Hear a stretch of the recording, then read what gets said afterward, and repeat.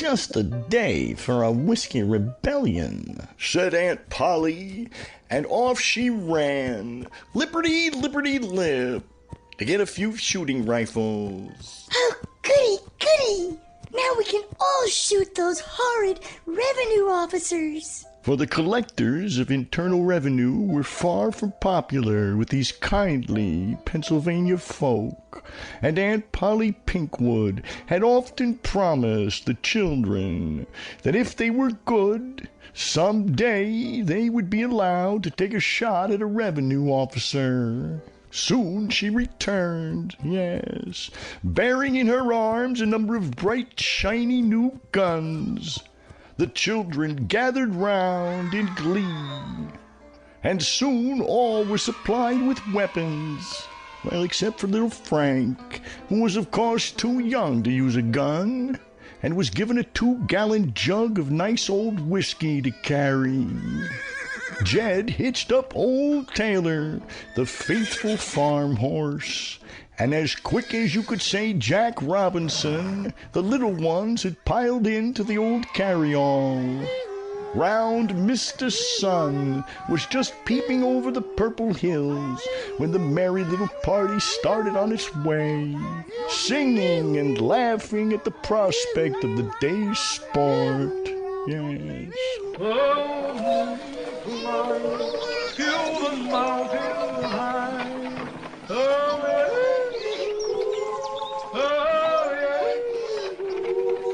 And he climbed so high that he reached the sky. Oh, yeah.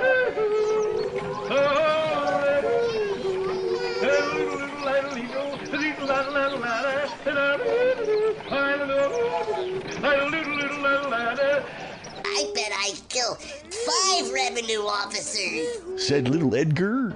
Ha ha ha, you boaster, you, laughed Aunt Polly. You will be lucky if you kill 2, for I fear they will be hard to find today. Oh, do you think so, Aunt Polly? Said little Eleanor, and she began to cry, for Eleanor dearly loved to shoot.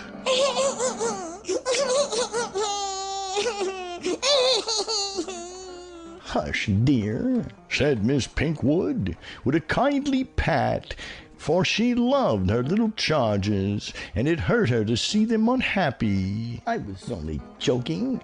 And now, children, I will tell you a story.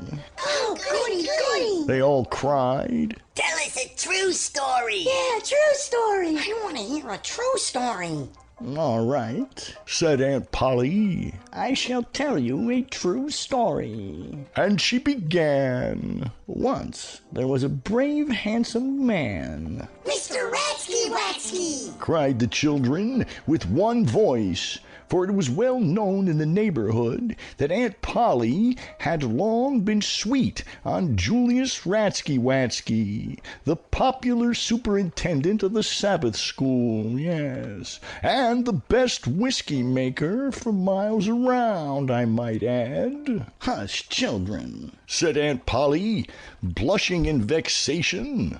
Of course not. And if you interrupt me, I shall not tell my story at all. But, children, she was not really angry.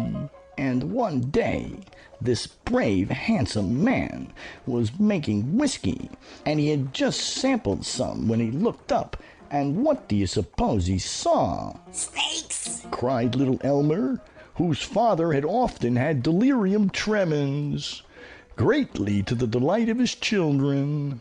No, Elmer, said Miss Pinkwood, not snakes. Pink lizards! Cried little Esther, Elmer's sister. No, said Aunt Polly, with a hearty laugh. Ha ha! He saw a stranger. And what do you suppose the stranger had? A snootful! Chorused the Schultz twins. He was pie-eyed! No, replied Miss Pinkwood, laughing merrily. Ha ha! It was before noon. Guess again, children. What did the stranger have? Blind staggers? suggested little Faith, whose mother had recently been judged insane. Come, children, replied Aunt Polly. You are not very wide awake this morning. The stranger had a gun. And when the brave, handsome man offered the stranger a drink, what do you suppose the stranger said? I know, cried little Prudence eagerly. he said, why, yes, I don't care if I do. That's what they all say. No, Prudence, replied Miss Pinkwood. the stranger refused the drink. How come, Aunt Polly? Chorused the boys and girls, You said you were going to tell us a true story. and their little faces fell. Children, Said Miss Polly. the stranger refused the drink because he was a revenue officer. And he pointed his gun at the brave, handsome man and said he would have to go to jail because he had not paid the tax on his whiskey. And the brave, handsome man would have had to go to jail, too. But fortunately, his brother came out just at the right time and... Shot the revenuer dead. Yes, children, Said Miss Polly. he shot the revenuer dead. Oh, goody. Cried all. Now tell us another story. Tell us about the time your father killed a revenue officer with an axe. Yeah, I like that one. Oh, you don't want to hear that one again, do you, children? Said Aunt Polly. Oh, yes, please. Please. Oh, please. They cried, and Aunt Polly was going to begin when Jed, the driver, stopped his horses and said, This hilltop is as good a place to shoot as I know, Miss Pinkwood. You can see both roads, and nobody can see you. Oh, thank you, Jed. said Aunt Polly, giving him a kindly smile. And without more ado, the children clambered out of the carryall and filled their guns with powder and bullets. I get first shot, Proudly announced Robert, the oldest boy and somewhat of a bully. Robert, Said Aunt Polly severely, and she looked almost ready to cry, for Aunt Polly had tried hard to teach the boys to be true knights of chivalry, yes, and it hurt her to have Robert wish to shoot a revenue officer before the girls had had a chance. Robert had not meant to hurt Aunt Polly's feelings, but had only been thoughtless. And soon all was sunshine again, as little Ellen, the youngest, made ready to fire the first shot.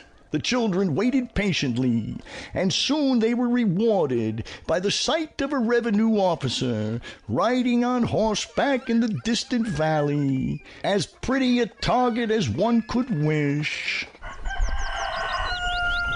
careful aim, Ellen, for if you miss, Whispered Miss Pinkwood. it may take alarm and be off. But little Ellen did not miss. Bang went her gun, and little Mary Breezes echoed back and forth. She got him! She got him! And old Mother West Wind smiled down at the happy sport. Sure enough, when old Mr. Smoke had cleared away, there was a nice dead revenue officer lying on the ground. Well done, Ellen, Said Miss Pinkwood, patting her little charge affectionately, which caused the happy girl to coo with childish delight. Cuckoo. Mary had the next shot, and soon all were popping away in great glee. All the merry wood folk gathered near to watch the children at their sport, yes. There was Johnny Chuck and Reddy Fox and Jimmy Skunk, yes. Oh, and Bobby Coon and oh, just about everybody. Soon round Mr. Sun was high in the blue sky, and the children began to tire somewhat at their sport. I'm as hungry as a bear, Said little Dick. I'm as hungry as 2 bears. Said Emily. Ha ha ha! Laughed Miss Pinkwood. I know what'll fix that. And soon she spread out a delicious repast. Now, children, Said Miss Pinkwood. when all had washed their faces and hands, while you were busy washing, I prepared a surprise for you. And from a large jug, before their delighted gaze, she poured out, why, what do you think, children? Bronxes! Cried little Harriet. Oh, goody, goody! And sure enough, Aunt Polly had prepared a jug of delicious Bronx cocktails, which all pronounced excellent. And after that, there were sandwiches and olives and pie, and a good 3-year-old whiskey, too. That's awfully smooth rye, Aunt Polly, said little Prudence, smacking her 2 red lips. I think I'll have another shot. No, dear, said Miss Pinkwood, pleased by the compliment, but firm withal. Not now. Perhaps on the way home, if there's any left. For Aunt Polly knew that too much alcohol in the middle of the day is bad for growing children, and she had seen many a promising child spoiled by overindulgent parents. Yes. After lunch, those children who could stand helping Aunt Polly to clear away the dishes, and then all went to sleep, as is the custom in Pennsylvania. When they awoke, round Mr. Sun was just sinking behind thy purple hills, and so, after taking a few more scattered shots at revenue officers, they piled once more into the carryall and drove back to town. And as they passed Mrs. Oliphant's house, Aunt Polly's sister, Aunt Flo Oliphant came out on the porch and waved her handkerchief at the merry party. Let's give her a cheer, said Fred. Agreed, cried they all, and so 12 little throats united in 3 lusty huzzahs, which made Auntie Flo very happy, you may be sure. And as they drove up before the Pinkwoods' modest home, 12 tired but happy children with one accord voted the Whiskey Rebellion capital fun. Yes, and Aunt Polly a brick.